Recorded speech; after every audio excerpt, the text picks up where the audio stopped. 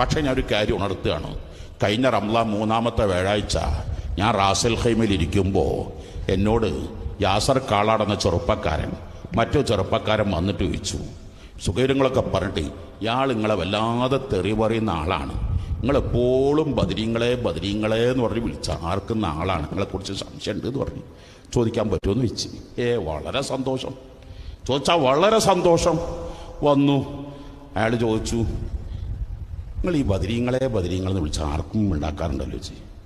ഞാൻ പറയാം, എൻ്റെ വിശ്വാസം എനിക്ക് സ്വന്തമായൊരു കഴിവുമില്ല, എൻ്റെ ഉമ്മക്ക് സ്വന്തമായൊരു കഴിവുമില്ല, എൻ്റെ ഉപ്പക്ക് സ്വന്തമായൊരു കഴിവുമില്ല, എൻ്റെ ഡോക്ടർക്ക് സ്വന്തമായൊരു കഴിവുമില്ല, മുഹ്യിദ്ദീൻ ഷേഖിന് സ്വന്തമായൊരു കഴിവുമില്ല, ബദരീങ്ങൾക്ക് സ്വന്തമായൊരു കഴിവുമില്ല, മുത്തു മുസ്തഫ നബി സല്ലല്ലാഹു അലൈഹി വസല്ലമക്കും സ്വന്തമായി ഒരു കഴിവുമില്ല. അല്ലാഹു തആലക്ക് മാത്രമേ കഴിവുള്ളൂ എന്ന് 100% വിശ്വസിക്കുന്നവനാണ്, അത് പറയുന്നവനാണ്, അത് പ്രചരിപ്പിക്കുന്നവനാണ്. പക്ഷേ എനിക്ക് അസഹ്യമായ അസ്വസ്ഥതകൾ, വയറുവേദന, മറ്റു വേദന വരുമ്പോൾ ഡമ്മേന്ന് ഞാൻ വല്ലാതെ വിളിച്ച ആർക്കാരൊക്കെ ഉണ്ട്, നിങ്ങളും ചെയ്യാറില്ലേ എന്ന് ചോദിച്ചു. മേന്ന് വിളിക്കാറില്ലേ ചോദിച്ചു. ഉണ്ട് പറഞ്ഞു. അപ്പോൾ അദ്ദേഹത്തിനോട് പറഞ്ഞു, അത് ഭൗതിക കഴിവല്ലേ, ഇവിടെ ഭൗതിക കഴിവല്ല വിഷയം, ഇവിടെ അഭൗതിക കഴിവാണ്. അപ്പം ഞാൻ ചോദിച്ചു, നിങ്ങൾക്കറിയില്ലേ കോഴിക്കോട്ടെ ഏറ്റവും വലിയ പ്രമുഖനായ കാർഡിയോളജിസ്റ്റ്, ആദ്യത്തെ കാർഡിയോളജിസ്റ്റ്, തലപ്പാവുകാരൊക്കെ ഉളമ്പാറയിലേക്ക് അയക്കണം എന്ന് പറഞ്ഞ കാർഡിയോളജിസ്റ്റ്, 52-ാമത്തെ വയസ്സിൽ കോഴിക്കോട് പടിഞ്ഞാറ്റുമുറിക്കാരനായ സെയ്ദ്വാക്ക വന്നിട്ട് ഹാർട്ട് പേഷ്യൻ്റ് വന്നപ്പോൾ നിങ്ങൾ പേടിക്കണ്ട, 25 കൊല്ലം കഴിഞ്ഞേ മരിക്കൂ എന്ന് പറയലും ഈ ഡോക്ടർ കാർഡിയോളജിസ്റ്റ് പേന വലതു ഭാഗത്തേക്കും ഇദ്ദേഹം ഇടതു ഭാഗത്തേക്കും വീണ് മരിച്ചു. അപ്പോൾ അദ്ദേഹത്തിൻ്റെ ഭൗതിക കഴിവാണോ നിങ്ങൾക്ക് എന്താ പറയാനുള്ളത്? അദ്ദേഹത്തിന് അത് ഹാർട്ട് ചികിത്സ അദ്ദേഹത്തിന് അഭൗതിക കഴിവാണ്, നിങ്ങൾക്ക് അഭിപ്രായമുണ്ടോ? ഭൗതിക കഴിവല്ലേ. ആ ഭൗതിക കഴിവ് അദ്ദേഹത്തിൻ്റെ ആയിരുന്നെങ്കിൽ അദ്ദേഹത്തിനെ സുഖപ്പെടുത്താൻ അദ്ദേഹത്തിന് കഴിയണ്ടേ?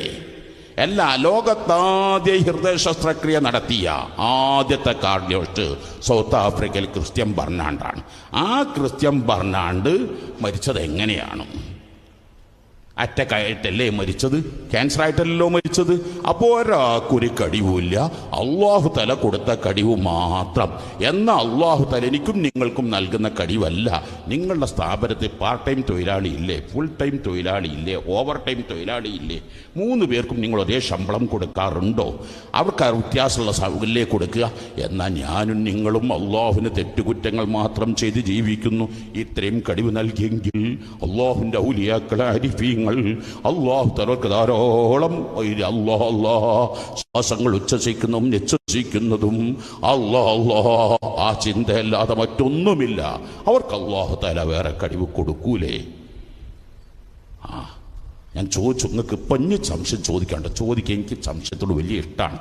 ഇല്ല, അപ്പം എനിക്ക് റാഹത്തായി എന്ന് പറയാം. അപ്പം ഞാൻ എൻ്റെ പ്രിയപ്പെട്ടവരോട് ഈ സുന്നത്ത് ജമാഅത്ത് എനിക്ക് കുറേ പറയാനുണ്ട്, അത് പക്ഷേ സമയക്കുറവുകൊണ്ടാണ് ഞാൻ പറയാതിരിക്കുന്നത്. അള്ളാഹു അല്ലാത്ത ഒരൊറ്റ ഇലാഹിനെയും ആരാധിക്കൂല, അള്ളാഹു അല്ലാത്ത ഒരാളെയും വിളിച്ച് പ്രാർത്ഥിക്കൂല, അള്ളാഹുവിനോട് മാത്രമേ ഞങ്ങൾ പ്രാർത്ഥിക്കൂ. പക്ഷേ അള്ളാഹു തആല ഉമ്മക്കൊരു സ്നേഹം കൊടുത്തിട്ടുണ്ട്. ആ സ്നേഹം ഉമ്മയോട് ചോദിക്കും. അള്ളാഹു തആല ഡോക്ടർക്ക് ഒരു കഴിവ് കൊടുത്തിട്ടുണ്ട്, ആയതുകൊണ്ട് ഡോക്ടറോട് പറയും, ഡോക്ടറെ എൻ്റെ രോഗം ശിഫയാക്കണമെന്ന് പറയും. അതേ സ്ഥാനത്ത് ഡോക്ടർക്ക് ാനം സ്വന്തമായി കഴിവുണ്ടെന്ന് വിശ്വസിച്ച് പോയാൽ ഇസ്ലാമെന്ന് പുറത്തു പോയി.